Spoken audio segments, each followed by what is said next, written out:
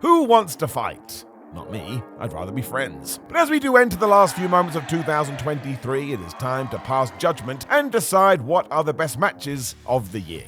And yes, of course, these will change tomorrow because that's how the brain works. So let's just celebrate professional wrestling. Number 10, Bryan Danielson versus Sabre Jr. at AEW Wrestle Dream. So this is one of the best technical matches of all time. Also makes a mockery of this list because it could easily be in the number 1 spot, so you know the deal. Kick things off with a bang. The true praise comes in the fact that only a few wrestlers ever could have pulled this off. And even if you've watched wrestling for years, Bryan Danielson and Zack Sabre Jr. still did things you'd never seen before. It also benefited from the fact we'd wanted this for ages so the bar was high. The pair also ignored the easy pops to focus on going deeper with their storytelling, which mostly focused on trying to rip arms out of joints. It is so unique I bet it's lost on some, and that's fine, but man, I tell you, this was 2 geniuses at work. We need one more before all is said and done. Number 9, Charlotte Flair versus Rhea Ripley at WrestleMania 39. So this was yet another contest where the expectations were already high, which is when Charlotte Flair and Rhea Ripley went to the ring. And my word, did they surpass them. If it had cemented the main event slot at night 1 of WrestleMania, nobody would have complained after the fact either, because these two went in there and just wrecked each other. I mean, you'd think they actually hated each other for real. Towards the end, people were being dropped on their heads too as the crowd just lost it. There was also this feeling in the air that tonight was Ripley's night, so when we did pull the trigger, well, it was just amazing all around. It also saw Rhea win the women's title, which served as a stepping point for everything else she did in 2023. And trust me, 2024 is going to be even bigger. Let's not forget about Charlotte too. I mean, she's pretty damn good. Number 8, the Viking Raiders versus the Alpha Academy on the July 17th Raw. Okay, look, come on. Let's just have some damn fun with this list. Because I'm sure its inclusion will mean other worthy entries are bumped. I don't want to keep this to the obvious. Sometimes you do get an under-the-radar masterpiece, and they need their due. For you see, not every single bout has to be super serious, and while these guys still smack the shit out of each other, the main idea was to have fun.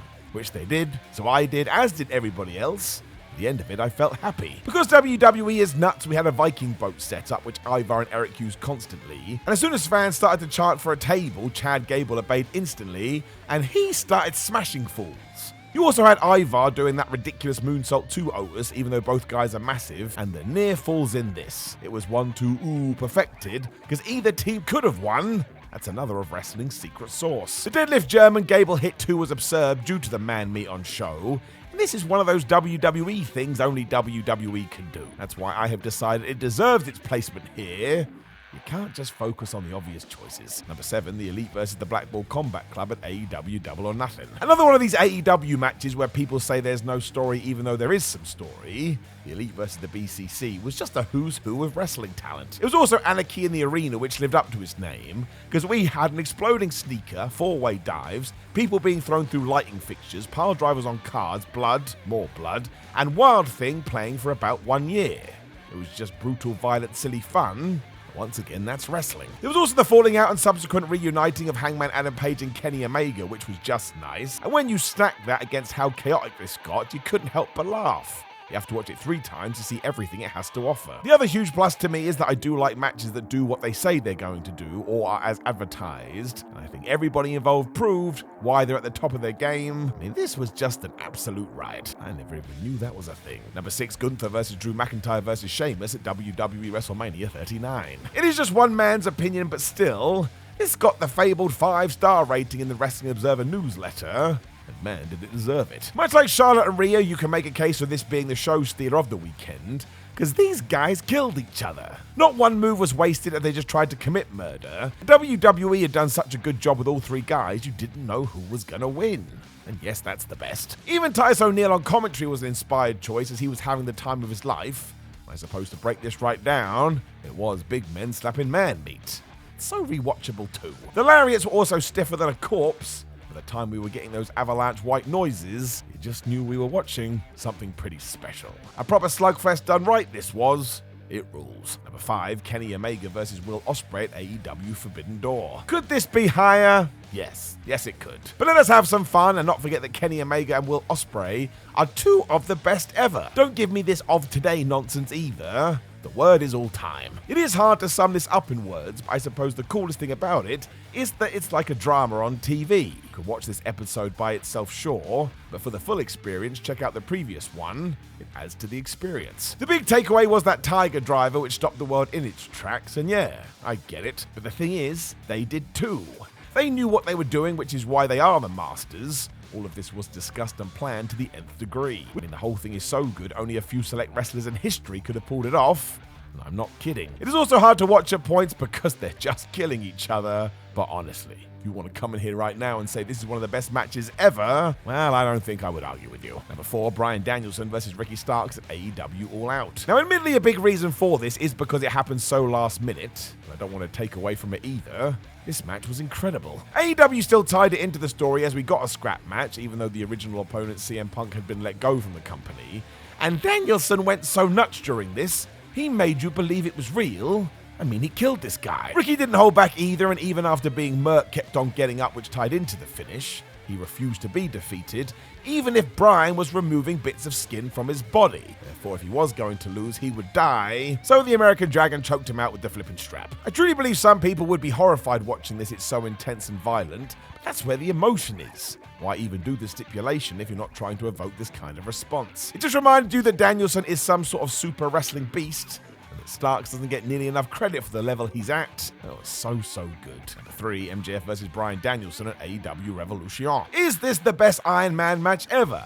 Yes, I think it is. Now I have to stop answering my own questions. The only issue with such a fight is that the audience knows the finish isn't coming for an hour, and therefore those involved have to use the prior minutes to just build and build and build. That's exactly what Danielson and MJF did for minute 1 though, because you saw them rise and then fall as the sheer difficulty of navigating such a match started to show on their faces and in their bodies. Again, the clue is in the name, Iron Man. Maxwell also brought out some rare tools as he hurled Bryan into a table and tombstoned him through the wreckage.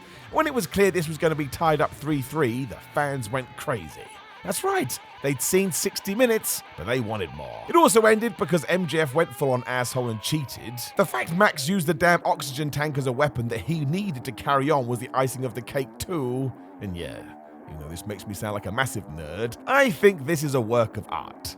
It should be studied and learned from. I mean, they paced it perfectly. Number 2, FTR versus Bullet Club Gold from the 15th of July AEW Collision. I mean, this went an hour. An hour on free TV. Nobody saw that coming. I still don't really know why we did this, but I am grateful for it. Because Jay White, Juice Robinson, Dax Harwood, and Cash Wheeler decided to shine a spotlight on the AEW tag team titles. And, well, they did exactly that. There was also 2 out of 3 falls, which let them spread out their ideas. And when we got to the finishing stretch, forget about it. They had me. I had no clue in what direction this was going to head. The fact Dax tapped Juice out to the sharpshooter had a certain poignancy to it too. It's just masterful in terms of keeping you on the edge of your seat.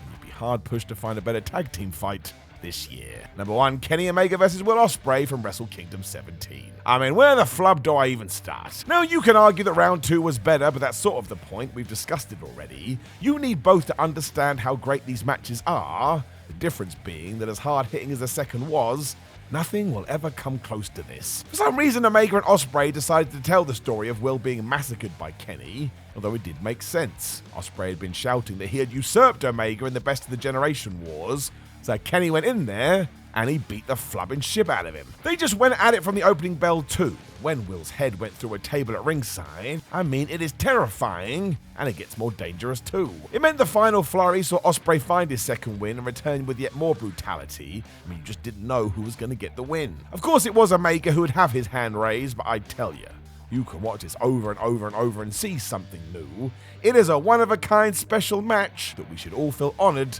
to have been alive to see. I know that sounds like hyperbole, but I totally mean it. Know any other matches that you want to talk about when it comes to the match of the year in 2023? Make sure you leave us a comment below. Before you like the video, share the video, and why not subscribe? Then head over to whatculture.com where you can read articles like this with your eyes. Make sure you follow us on social media, and again, there's no right or wrong to lists like this. Just remember we watch wrestling to feel good in our tum-tums, so always do that. My name has been Simon Miller. Said that about 9 times now. But I am signing out.